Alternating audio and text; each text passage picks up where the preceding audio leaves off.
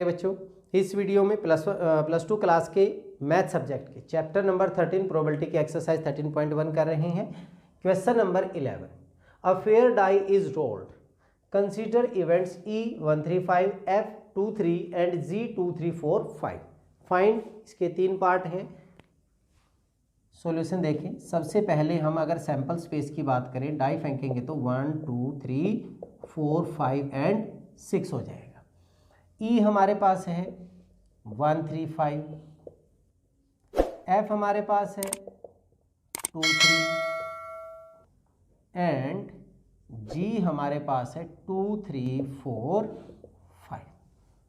First में बात करें हम probability of E when F is given.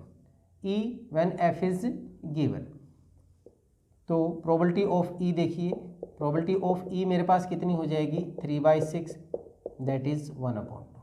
Probability of F 2/6 which is 1/3 and probability of G हमारे पास हो जाएगा 4/6, that is 2/3।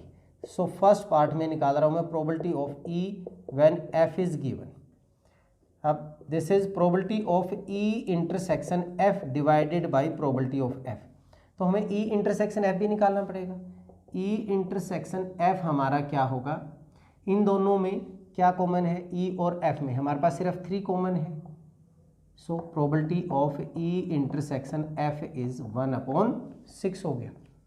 E intersection F में सिर्फ 3 कॉमन था, सो ये प्रोबेबिलिटी होगी 1/6 divided by probability of F।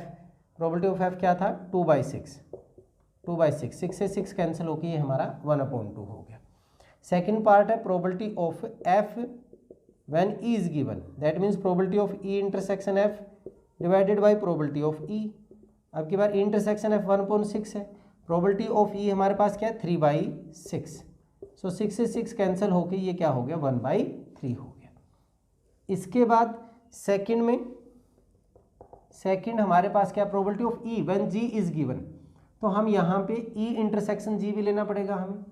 E intersection G, E में और G में क्या कॉमन है 3 कॉमन है, 5 कॉमन है, सो 3 5। Probability of E intersection G हमारा हो जाएगा 2/6, दैट इज 1/3 हो जाएगा। सो probability of E when G is given, probability of E intersection G divided by probability of G।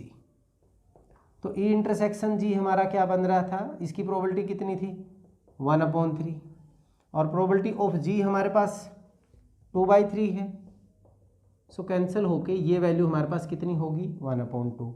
Probability of G when E is given, probability of E intersection G divided by probability of E, ये तो value हमारे पास 1/3 है and E की हमारे पास probability कितनी है 1/2, 1/2, तो ये 2 कितना हो जाएगा 3 हो जाएगा। इसके बाद थर्ड पार्ट में हमें निकालना है E union F when G is given, तो हमें ये वैल्यू इन दोनों का E यूनियन F, अगर हम बात करें probability of E union F when G is given, this is probability of E union F intersection, probability of this and this divided by probability of G। probability of G का तो हमें पता है, तो मुझे पहले E union F निकालना पड़ेगा। E union F, E union F मेरा हो जाएगा 1 2 3 एंड 5। अब E union F का इंटरसेक्शन निकाल लो मैं किसके साथ, G के साथ। G के साथ इंटरसेक्शन निकलेगा, इसमें कॉमन क्या हो जाएगा हमारे पास 2 भी हो गया, 3 भी हो गया, 5 भी हो गया एंड प्रोबेबिलिटी निकालूँ मैं E union F intersection G, that is 3/6 which is equal to 1/2 हो जाएगा। सो ये वैल्यू बन गई हमारे पास 1/2 divided by probability of G हमारी कितनी थी 2/3, सो 3/4 वैल्यू आ जाएगी। इसमें सेकंड हमारे पास क्या है probability of E intersection F when G is given, तो हमें E इंटरसेक्शन F भी निकालना पड़ेगा। हम ई इंटरसेक्शन एफ, हमारे पास सेट हमारा इनमें कॉमन क्या आ रहा है, ओनली 3 आ रहा है। अब इसका ये वैल्यू हमें निकालनी है, probability of E intersection F intersection G, इसके साथ है E intersection F intersection G, इसमें और इसमें हमारे पास कॉमन क्या आ रहा है, 3 आ रहा है। सो इसकी probability of E intersection F intersection G की वैल्यू हो जाएगी 1/6, यहाँ पे वैल्यू पुट कर दीजिए, divided by probability of G. So 1/6 divided by G की प्रोबेबिलिटी हमारी कितनी थी, 2/3 थी, और वी कैन राइट 4/6। सो 6 से 6 कैंसिल होके कितना हो जाएगा, 1/4 इज योर आंसर। ठीक है, चलिए नेक्स्ट करते हैं question number 12। Assume that each born child is equally likely to be a boy और girl. If a family has 2 children, what is the conditional probability that both are girls given that the youngest is a girl, at least one is girl। देखिए solution में यहाँ पे 2 children हैं, तो क्या क्या हो सकता है, सैम्पल स्पेस की अगर हम बात करें, boy boy, boy girl, girl boy and girl girl. यहाँ पे मैं ये एल्डर है, ये यंगेस्ट है, ठीक है, ये भी ध्यान में दीजिए जी, ये फर्स्ट है और ये सेकंड है, सभी में फर्स्ट नंबर पे सेकंड नंबर पे, फर्स्ट नंबर पे सेकंड नंबर पे। तो ये हमारे पास 4 एलिमेंट्स बन गए, किसमें, इसके सैंपल स्पेस में। बोथ आर गर्ल्स, इसकी हमने बतानी है, लेट ई हमने मान लिया both are girls, both are girls है, तो इसमें सिर्फ यही होगा। एंड प्रोबेबिलिटी ऑफ ई हमारे पास कितनी हो जाएगी, 1/4 हो जाएगी। अब फर्स्ट पार्ट में अगर हम बात करें, the youngest is a girl, F मान लिया मैंने, यंगेस्ट इज अ गर्ल, तो यंगेस्ट गर्ल ये और ये 2 केस बन गए हमारे, इसमें भी यंगेस्ट। प्रोबेबिलिटी ऑफ एफ की अगर मैं बात करूं, प्रोबेबिलिटी ऑफ एफ 2/4 विच is equal to 1/2। What is E intersection F, E intersection F हमारा क्या होगा, इन दोनों में कुछ कॉमन है, यस जी दोनों गर्ल वाला। And probability of E intersection F निकालिए, that is 1/4। Now condition probability of E when F has occurred, both are girls when youngest is a girl. So probability of E intersection F divided by probability of F. Probability of E intersection F हमारा है 1/4 and F की हमारे पास थी 2/4, 4 से 4 cancel होके कितना हो गया, 1/2। अब इसमें सेकंड में हमने ई एफ जी मान लेते हैं, हम जी हमने मान लिया, at least 1 is a girl, तो इसके सैंपल स्पेस में कम से कम एक गर्ल हो, तो 1 या 2 हमारे पास क्या बनेंगे, बीजी, जीबी एंड जीजी, 1 गर्ल, यहाँ पे 2 गर्ल। प्रोबेबिलिटी ऑफ जी हमने कंडीशन में हमने निकालना क्या है, probability of E when G is occurred, probability of E when G is occurred, तो प्रोबेबिलिटी ऑफ जी हमारे पास कितनी हो जाएगी, दैट इज 3/4 हो गई। What is intersection, E intersection G, इसमें और जी में हमारे पास एलिमेंट यही है, so probability of E intersection G क्या बन जाएगा, 1/4। Probability of condition E when G is given, E intersection G divided by probability of G, that is 1/4 divided by probability of G, G की हमारे पास कितनी थी, 3/4, 4 से 4 कैंसिल होके 1/3 हमारा आंसर आ गया। चलिए नेक्स्ट करते हैं question number 13। An instructor has a question bank consisting of 300 easy true false question, 200 difficult true false question, 500 easy multiple choice questions and 400 difficult multiple choice question.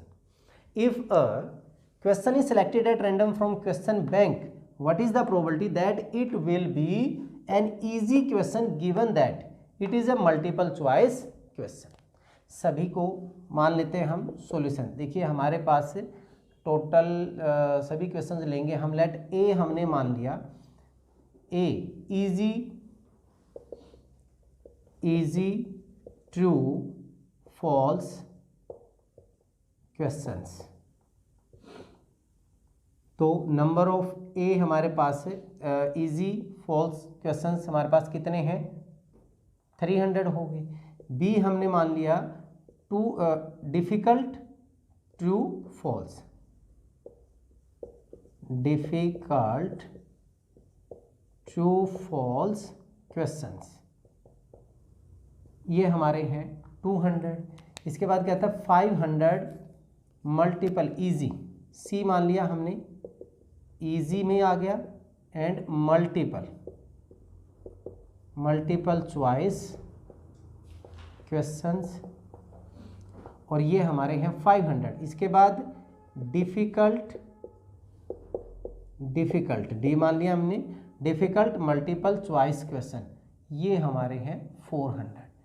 Total अगर मैं questions की बात करूं, total questions हमारे पास कितने हो जाएंगे, 5000 and then 1400 हो गए। अब हमें पूछा गया है what is the probability that it will be an easy question. So E मैंने लिया, इजी क्वेश्चन। इजी क्वेश्चन में हमारे पास ट्रू फॉल्स में भी आ गया और मल्टीपल में भी आ गई। सो इजी क्वेश्चन तो हमारे 300 प्लस 500 होगी, 300 प्लस 500 दैट इज 800। अगर मैं प्रोबेबिलिटी की बात करूं तो 800 अपॉन 1400 हो जाएगा। और उसके बाद हमारे पास क्या है, easy question given that it is a multiple choice question, F multiple choice question. Multiple choice में हमारे पास ये भी और ये भी, 500 plus 400 that is 900। We have to find probability of E when F has given. Probability of E easy question when it is a multiple choice question, that means probability of E intersection F when F has given, so probability of F. अब देखिए फिर हमें क्या निकालना पड़ेगा, ई intersection F भी निकालना पड़ेगा। ई इंटरसेक्शन एफ मतलब इजी भी होना चाहिए और मल्टीपल भी। तो इजी मल्टीपल कौन सा होगा, 500 वाला हो गया। इंटरसेक्शन में हमारे पास कितना हो गया, 500, ठीक है, easy and multiple. So probability of E intersection is F is 500 upon 800 हो गया। ई हमारा इजी क्वेश्चन है और मल्टीपल चॉइस है, तो 500 इनमें कॉमन आ रहा है, ये प्रोबेबिलिटी आ गई। What is the probability of F, probability of F हमारे पास कितने थे, 900 थे। सो 900 upon 1400। So probability of E when F has occurred, ये फार्मूला है, यहाँ पे हम रखेंगे ई intersection F. E intersection F हमारा कितना है, 500 अपॉन 1400 डिवाइडेड बाई 900 अपॉन 1400, ये cancel, 2 0 cancel, 5/9 is your answer. ठीक है, चलिए इस वीडियो में इतना ही। नेक्स्ट वीडियो में अगले क्वेश्चंस के साथ मिलेंगे, तब तक के लिए जय हिंद जय भारत।